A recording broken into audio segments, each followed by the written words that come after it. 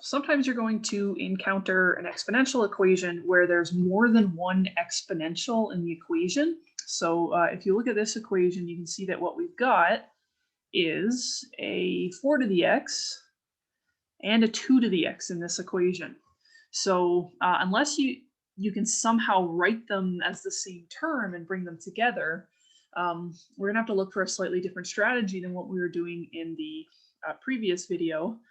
So in particular, if you have more than one exponential, what we probably want to do is somehow turn this into a polynomial equation.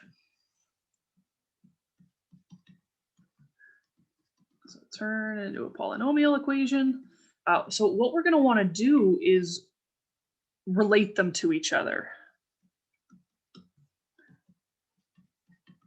So we're going to relate 2 to the x and 4 to the x. So yeah, we want specifically to write one as a power of the other.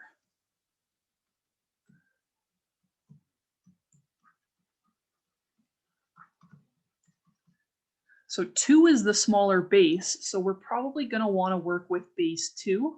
And so what we'll want to do is somehow rewrite the 4 to the x using a 2 to the x. And the trick is that 4 is a power of 2.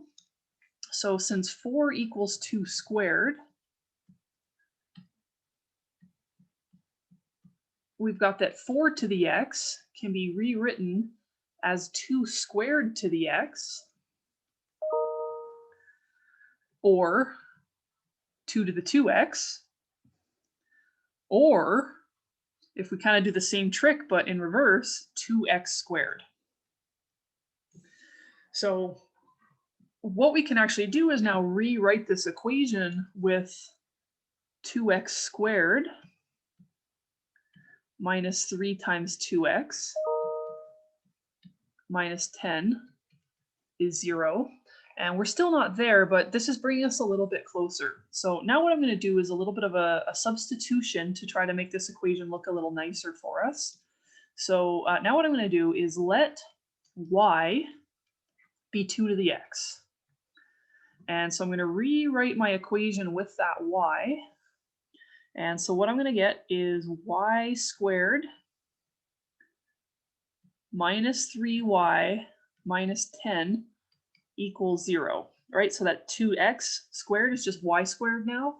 And this is now a factorable polynomial. So this is much easier to work with.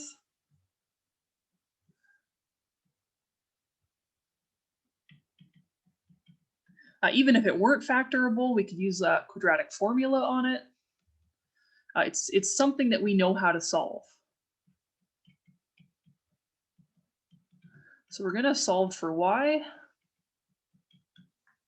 And I'm going to do this by factoring. -5 and +2 will add to -3 and multiply to 10.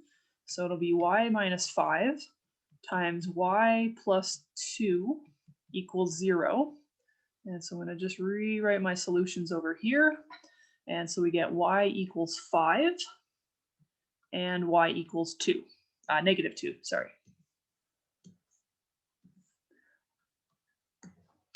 And so now what we're going to do is put the y equals 2x back in. We weren't solving for y, we were trying to solve for x.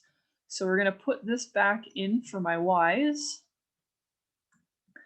and rewrite the equations with x. So I have 2 to the x is 5 and 2 to the x is -2.